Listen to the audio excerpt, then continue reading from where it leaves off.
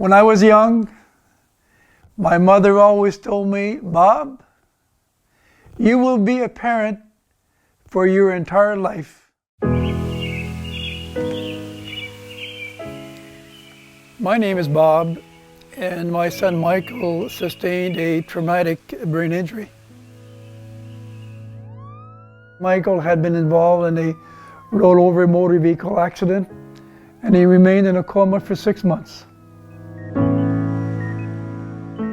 Michael's injury impacted both our family and our life in a major way.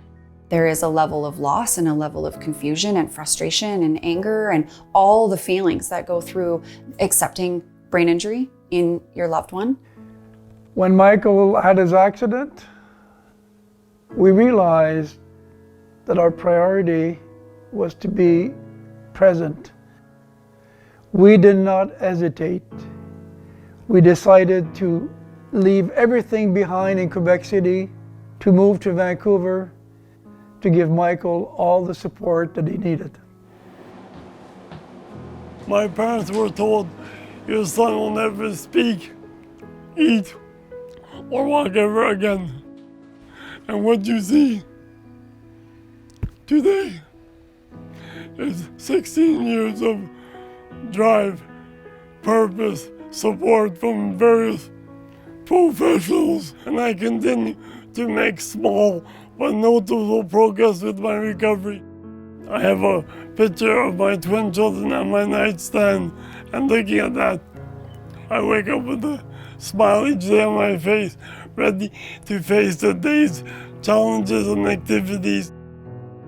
A lot of their friends and some of their family stopped seeing them because of having had the brain injury.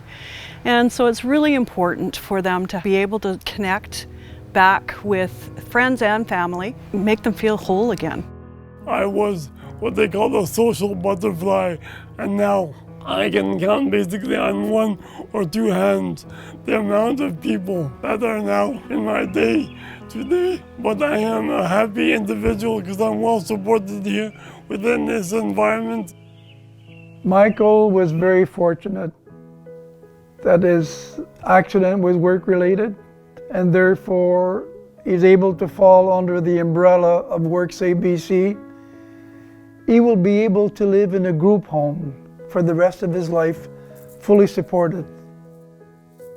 However, that is not the case with many other children who are not under the umbrella of Works ABC, who have either ABI, which is acquired brain injury, or TBI, traumatic brain injury. That is the reason why, as a group of parents, we are working together, lobbying with various levels of government, so that one day they can come up with some sort of a housing structure to allow these children to be able to live together in a friendly, warm family environment and be able to be independent. Not bad for a brain injury survivor to come up with that word. Yes. The most important thing for families is to focus on having and keeping a positive attitude. A positive attitude leads to a happy life. And that's my advice to a caregiver. Never give up. And look for a support group that is available to be there for you. We joined the Tri-City Brain Injury Support Group about 13 years ago, and it was one of the best decisions we've ever made. We share together, we laugh together, and sometimes we cry together. We cry because we understand all of the adversities and challenges that we now face in life. There isn't a person in life that I am more proud of than my son Michael. Michael inspires me each and every day. What I would like to say to the other family members of other brain injury survivors is to never give up on their loved one.